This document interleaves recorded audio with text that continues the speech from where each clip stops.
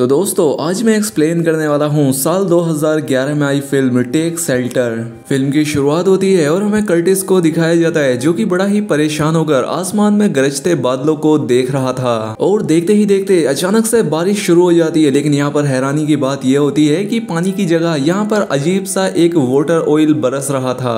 अब इसके बाद सीन चेंज होकर हमें दिखाया जाता है कि कर्टिस तैयार होकर अपनी फैमिली के साथ ब्रेकफास्ट करता है और उन्हें बाय कहकर अपने काम पर निकल जाता है। और जब वो बाहर निकलता है तो आसमान एकदम साफ होता है। तो आखिर वो गरजते हुए काले बादल कहाँ गए, ये हमें इस मूवी में आगे पता चलेगा। तो फिल्म की शुरुआत में कर्टिस को देखने से ही हमें पता लग जाता है कि वो एक मिडिल क्लास आदमी है। उसकी वाइफ का नाम सेमेंथा है और उसकी एक बेटी है जिसका नाम हैना है, जो कि सुन नहीं पाती। और कर्टिस एक कंस्ट्रक्शन कंपनी में काम करता है और घर के खर्चों में हाथ बटाने के लिए सेमेंथा भी छोटा मोटा सिलाई का काम करती है। खैर अब सेमेंथा अपने गार्डन में खेल रही होती है और यहाँ पर खेलते हुए उसके हाथ में एक लकड़ी का टुकड़ा लग जाता है। लेकिन तभी वहाँ पर सेमेंथा पहुंच जाती है और उससे वो टुकड़ा लेकर वहीं पास में फेंक देती है। और ये लकड़ी के टुकड़े कर्टिस ने काफी समय से संभाल कर रखे थे क्योंकि वो इनसे एक सेफ हाउस बनाना चाहता था। लेकिन पैसों की कमी की वजह से वो इसे अभी तक नहीं बना पाया। साथ ही आपको ये भी बताते चले कि कर्टिस सेफ हाउस क्यों बनाना चाहता है। दरअसल अमेरिका में कई सारी जगहों पर काफी तूफान आते रहते हैं जिनसे बचने के लिए अमेरिका में लोग अपनी जगहों में अंडरग्राउंड बंकर्स बनाते हैं। खैर अब इससे पहले कि उस मलबे से किसी और को नुकसान पहुंचता, कर्टिस उसे ठिकाने लगाने लगता है। लेकिन उसी वक्त तेज गरजते बादलों के साथ बहुत तेज बारिश शुरू हो जाती है और फिर से वही ऑयली बारिश होने लगती है। और सबसे हैरानी की बात यह होती है कि इस बारिश में उसके डॉग को अचानक से कुछ हो जाता है। वो पागल सा हो जाता है, वो जोर जोर से भौंकने लगता है और उसकी रस्सी टूटते ही वो अचानक से कर्टिस पर हमला कर देता है।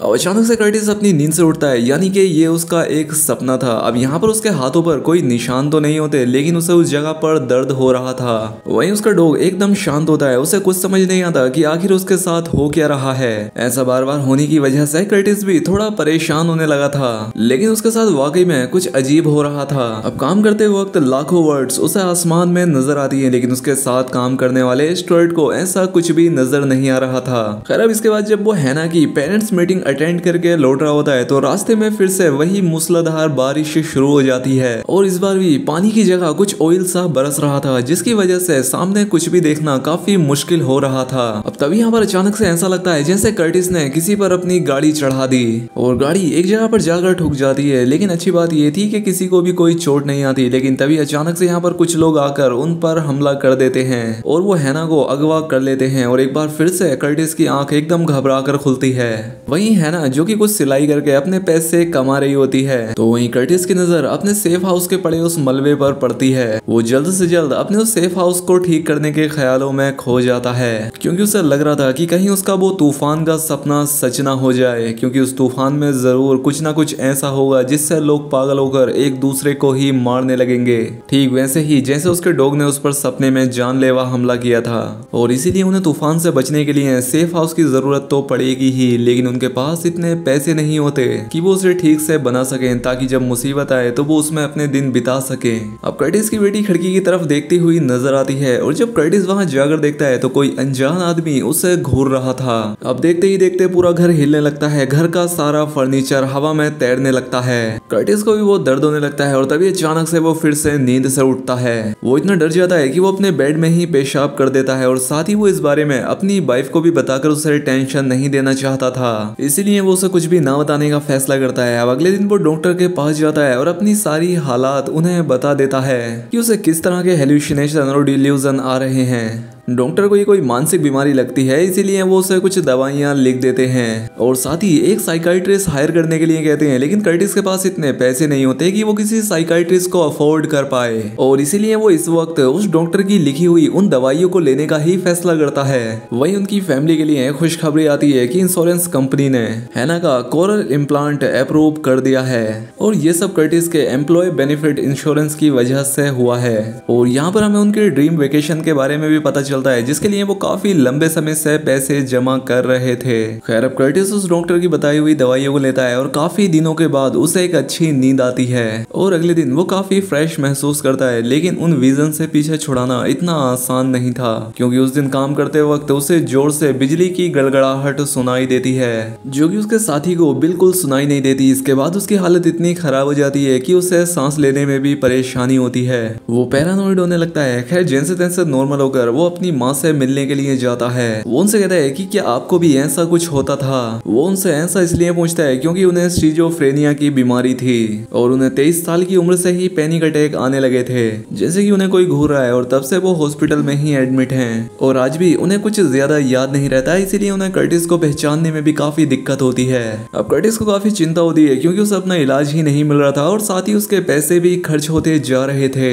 अब कर्टिस अपने डॉक्टर से किसी और सस्ते साइकाइट्रिस्ट के बारे में पता करता है लेकिन वो सिर्फ एक काउंसलर निकलती है। वो उसकी बीमारी समझ तो सकती थी लेकिन वो उसे कोई दवाई नहीं दे सकती थी। फिर भी कर्टिस उसे सारी सिचुएशन बताता है कि उसे किस तरह से हेलुसिनेशन और डिल्यूजन हो रहे हैं। काउंसलर उससे कहती है कि चिंता मत करो, तुम्हें स्किज़ोफ्रेनिया की बीमारी नहीं है। अब कर्टिस को रात भर अपने परिवार की टेंशन होने लगती है। उसे डर लगने लगता है कि कहीं ना कहीं ये जो विजन्स उसे आ रहे हैं ये एक ना एक दिन सच होने वाले हैं। इसलिए वो शेल्टर को बनाने के लिए पैसों का हिसाब लगाने लगता है लेकिन रकम इतनी ज्यादा होती है कि वो उसे अफोर्ड नहीं कर सकता था। इसीलिए अगले सुबह वो समंथा को बिना कोई खबर किए अपने घर को गिरवी रख देता है। अब उसी रात फैमिली के साथ कहीं से लौटते हुए कर्टिस को एक बार फिर से जोर से बिजली कड़कती हुई नजर आती है लेकिन उसकी फैमिली और उसके आसपास जितने भी लोग थे उन्हें ऐसा कुछ भी महसूस नहीं होता मानो ये कर्टिस के लिए कोई संदेश हो। इसीलिए अब कर्टिस और ज्यादा नहीं रुक सकता था। अब अगले दिन जब समंथा कुछ और पैसे कमाने में बिजी होती है उसी समय कर्टिस कुछ कंस्ट्रक्शन मशीन को बोरो करके अपने काम पर लग जाता है जिसमें उसका जिगरी दोस्त ना चाहते हुए भी उसकी हेल्प करता है। लेकिन तब तक समंथा लौट आती है और उसे ये एक्सपेंसिव कंस्ट्रक्शन वर्क देखकर बहुत गुस्सा आता है। उसके हालात और मेहनत से अनजान समंथा और उस पर गुस्सा करने लगती है। वो कहती है कि मैं मेहनत करके एक एक पैसा इकट्ठा कर रही हूँ और तुम फालतू के कामों में पैसा बर्बाद कर रहे हो। कर्टिस यहाँ पर उसे कुछ नहीं बताता और उस रात उसे एक और खतरनाक विजन आता है और समंथा पहली बार उसे इतनी सीरियस कंडीशन में देखती है। उसके मुंह से खून निकलने लगता है। समंथा उसी वक्त एम्बुलेंस को कॉल करती है लेकिन कर्टिस तुरंत ही एम्बुलेंस को कैंसिल कर देता है क्योंकि जाहिर तौर पर उनके पास इतने पैसे नहीं थे कि वो एक हॉस्पिटल को भी अफोर्ड कर पाए। अब थोड़ा सा रिकवर करने के बाद कर्टिस समंथा को भी अपनी सिचुएशन के बारे में बता देता है।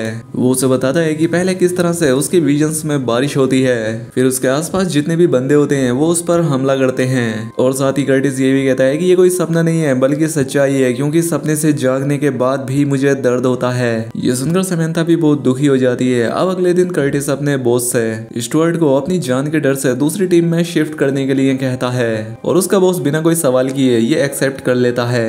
खैर अब अपना काम खत्म कर लेने के बाद कर्टिस वापस अपने शेल्टर के काम में लग जाता है। उसके भाई को भी उसकी सिचुएशन के बारे में पता लग जाता है इसलिए वो कर्टिस को समझाने की कोशिश करता है लेकिन वो नहीं मानता और पूरा दिन उसी में लगा रहता है। अब उसी दिन जब कर्टिस हैना को तैयार करके किचन की तरफ बढ़ता है तो उसे समंथा बारिश में भीगी हुई काफी गुस्से में चाकू की तरफ घूरते हुए नजर आती है। कर्टिस उसे रुकने का इशारा करता है और फिर झटके से उसकी नींद ब्रेकफास्ट टेबल पर खुलती है और अब कर्टिस की अगली परेशानी शुरू होती है। दरअसल उसके बॉस को उसकी कंस्ट्रक्शन मशीन यूज करने का पता चल जाता है इसलिए वो उसे नौकरी से निकाल देता है। अब बिना किसी काम के कैसे गुजारा होगा।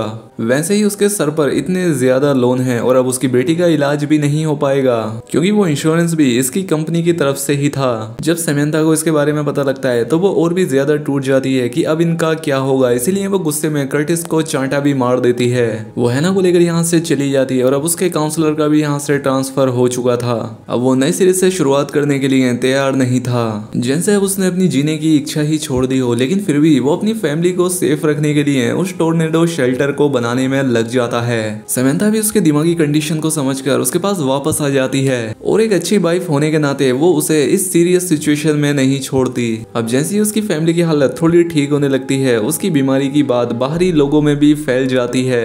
लोग उसे पागल समझने लगते हैं और इतना ही नहीं उसके बेस्ट फ्रेंड के साथ भी लड़ाई हो जाती है। अब यहाँ पर कर्टिस अपना आपा खो बैठता है और गुस्से में सब पर चिल्लाने लगता है कि आज आज तुम मुझ पर हंस रहे हो, लेकिन जल्द ही एक ऐसा तूफान आने वाला है जो कि लोगों को पागल कर देगा।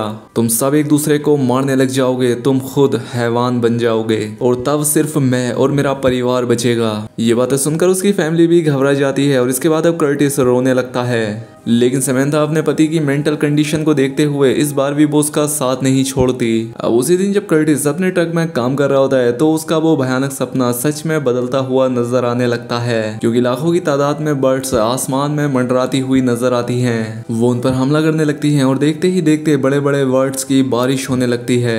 अब पूरे शहर में टोर्नेडो के अलर्ट का सायरन बजने लगता है और कर्टिस हैना को बचाते हुए अपने घर की तरफ भागता है। अब सीन चेंज होकर समंथा को दिखाया जाता है जो कि जल्दी से सायरन की आवाज में कर्टिस को जगाती है और बाहर तेज मूसलाधार बारिश शुरू हो जाती है और ऐसा लग रहा था जैसे कर्टिस का ड्रीम सच होने वाला हो। इसलिए तीनों के तीनों जल्दी से कर्टिस के बनाए हुए टोर्नेडो शेल्टर में चले जाते हैं और खुद को वहीं पर लॉक कर देते हैं। अब देखते ही देखते कुछ दिन बीत जाते हैं। अब समंथा को लगता है कि बाहर सब कुछ ठीक हो गया होगा और बाहर हवा भी दूषित नहीं होगी, इसलिए वो कर्टिस को उसका मास्क निकालने को कहती है। काफी कहने के बाद कर्टिस अपना मास्क निकाल देता है, लेकिन वो अभी भी दरवाजा खोलने को तैयार नहीं होता, क्योंकि उसे अभी भी डर होता है कि अगर पानी बाहर भरा होगा तो दरवाजा खोलते ही वो बंकर में आ जाएगा। अब काफी समय के बाद वो समंथा को चाबी देता है और कहता है कि तुम अपनी मर्जी से दरवाजा खोल लो। लेकिन समंथा कहती है कि कर्टिस तुम्हें अपने डर का सामना खुद ही करना होगा, इसीलिए तुम खुद ही ये दरवाजा खोलो। और अब उसकी बात मानते हुए कर्टिस डरते हुए वो दरवाजा खोल देता है और लकीली तूफान आकर चला गया था। वो इतना भी पावरफुल नहीं होता जितना कि वो कर्टिस के सपने में था। तो क्या कर्टिस के वो विजन महज इत्तेफाक थे जिसकी वजह से उसने अपना घर तक गिरवी रख दिया था? और शायद हाँ। अब अगले दिन समंथा कर्टिस को एक साइकाइट्रिस्ट के पास ले जाती है जो कि उसकी सिचुएशन समझ जाता है और उसका ध्यान बंकर से हटाने के लिए उसे एक ट्रिप पर जाने के लिए कहता है और साथ ही उसे एक वार्निंग भी देता है कि अगर उसे पूरी तरह से ठीक होना है तो उसे अपना पूरा इलाज कराना होगा, यानी कि इंटेंस मेडिकल फैसिलिटी में रहना होगा। जैसे कि इसकी माँ अपनी फैमिली से अलग होकर हॉस्पिटल में दिन बिता रही थी, वैसे ही इसे भी हॉस्पिटल में दिन बिताने पड़ेंगे, यानी कि लोन से लेकर हैना का ट्रीटमेंट और कर्टिस के ट्रीटमेंट का भार पूरी तरह से समंथा पर पड़ गया था। खैर अब कुछ महीनों बाद का सीन दिखाया जाता है जहां पर अब ये दोनों अपने ड्रीम वेकेशन पर थे, जहां पर उन्होंने एक अच्छा अपार्टमेंट रेंट किया होता है और यहाँ मजे कर रहे होते हैं। और अब यहाँ पर कर्टिस के विजन सच होते हुए नजर आते हैं, क्योंकि एक बहुत ही बड़ा तूफान इनकी तरफ बढ़ रहा था। ये देखकर अब कर्टिस समंथा की तरफ देखता है ये इशारा करने के लिए कि देखो मेरे विजन एकदम सही थे, और समंथा भी हाँ में नोट करती है कि हाँ वो एकदम सही था। और अब यहाँ पर वही ऑयली बारिश शुरू हो जाती है और अब समंथा भी उस ऑयली बारिश को महसूस कर पा रही थी, क्योंकि अब यही कयामत की शुरुआत थी जिसका इशारा गॉड से कर्टिस को मिला था। और अब यहीं पर ये फिल्म, ये कहानी यहाँ पर खत्म हो जाती है।